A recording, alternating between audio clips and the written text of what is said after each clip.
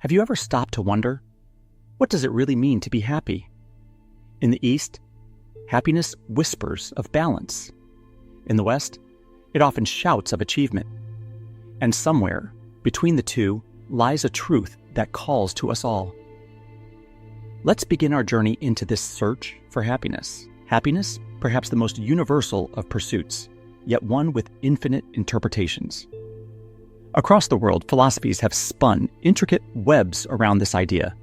In Western cultures, happiness often wears the face of ambition, achievement, and pleasure.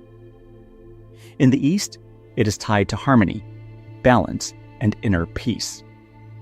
Today, as global boundaries blur, these two legacies come together, merging, clashing, evolving.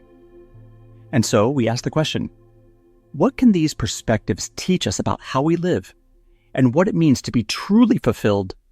In the Western world, happiness is often seen as a conquest, a summit to climb, marked by personal achievement and individual success. Hedonism, the pursuit of pleasure over pain, has roots reaching back to ancient Greece. Think of Aristotle's eudaimonia, a life dedicated to fulfilling one's unique purpose, enriched by accomplishments and personal growth.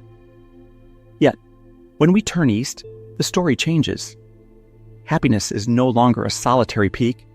It transforms into a gentle river, flowing between opposites. It embraces both light and shadow, joy and sorrow, recognizing them as interdependent. In the teachings of Taoism or Buddhism, true well-being is carved out of balance between striving and surrender, self and community. Consider the way emotions are socialized. In the West, children are taught to revel in excitement, to seek out joy and celebrate personal wins. Meanwhile, in places like Japan, the value lies in calmness, quiet contentment, and harmony with others.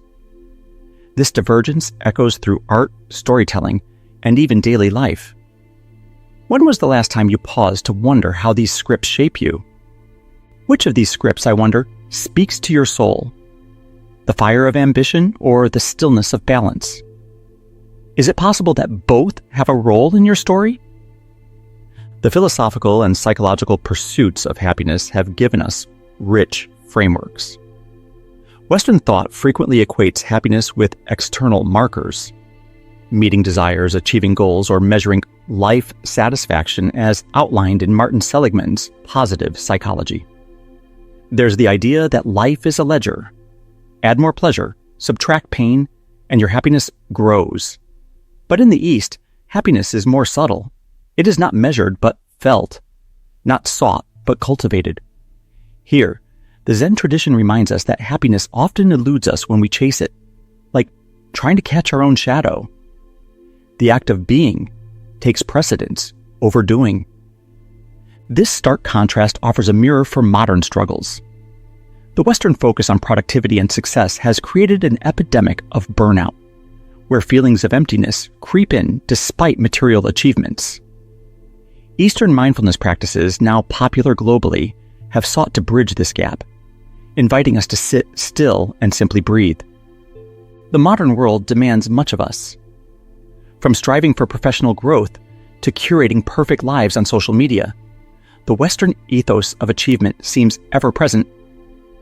But can we learn from the East? If we chose balance over triumph, might we discover a deeper, more enduring sense of well-being? Which lens do you look through in your own pursuit of happiness? And what might happen if you opened yourself to the other? Pause and reflect. What does happiness mean to you? Do you see it as a goal to achieve or a state to nurture? Imagine taking a moment from your busiest day to set down your ambitions and simply exist. Would the world seem lighter? Explore how your culture and worldview have shaped your answers. Write down 3 ways you currently pursue happiness. Then add one new practice from a perspective you don't often embrace. Perhaps a mindfulness exercise or a small relational gesture. Let this list guide you toward a broader, deeper sense of fulfillment. When we think of happiness, we often picture it as a destination, an eventual arrival, but maybe it's something else, a journey shaped as much by where we come from as by where we're going. The whispers of the East, the drive of the West, they are threads in the tapestry of what makes us us. So I ask, as you walk your path, will you bring these voices together? Can you let yourself belong to both the fire and the stillness? In this harmony lies a happiness far greater than any single pursuit. Until we meet again, take care of the landscapes within you. What does your cultural script say about happiness? And does it still serve you? Are there ways you could integrate both Eastern and Western perspectives into your life? If this journey resonated with you, share your thoughts below. Like, subscribe, and join us on Mindscapes, where we explore the landscapes of human thought together.